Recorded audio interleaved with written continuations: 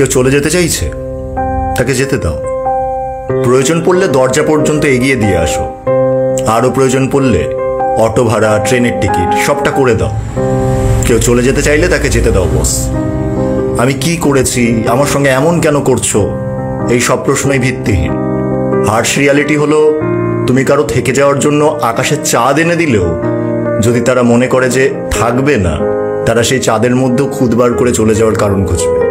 কাজেই কার জন্য নিজেকে বদলে ফেলার আগে 10 বার ভাবো। হতে পারে তুমি যাকে নিজের পৃথিবী বানাবে তার জীবনে তুমি কিছুই না। হতে পারে যার জন্য তুমি খাবার খেতে ভুলে যাও, সেই তোমাকে ভুলে বিরিয়ানি সাটাচ্ছে। তুমি অসুস্থ থাকা যাও, তাতেও যাদের কিছু যায় আসবে না, তারা যদি যেতে চায় তাদের যেতে দাও। হাজার অপমান তাচ্ছিল্য সহ্য করে জোর করে রেখে দিলে না সেই মানুষটা ভালো থাকবে, না তুমি ভালো থাকবে। কাজেই যেতে চাইলে যেতে দাও। কারো কাছে তুমি অনেক কিছু, আবার কারো কাছে কিছুই না।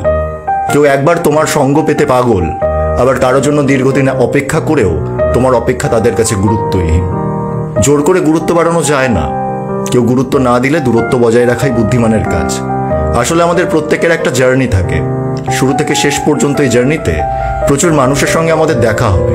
প্রচুর মানুষ থাকতে চাইবে, প্রচুর মানুষ চলে যেতে চাইবে, প্রচুর মানুষ ভালো চাইবে, প্রচুর মানুষ খারাপও চাইবে, প্রচুর মানুষ গর্ব করে সম্পর্কটাকে স্বীকার করবে, প্রচুর মানুষ তোমার আর তার সম্পর্কটা লজ্জায় অস্বীকার করবে।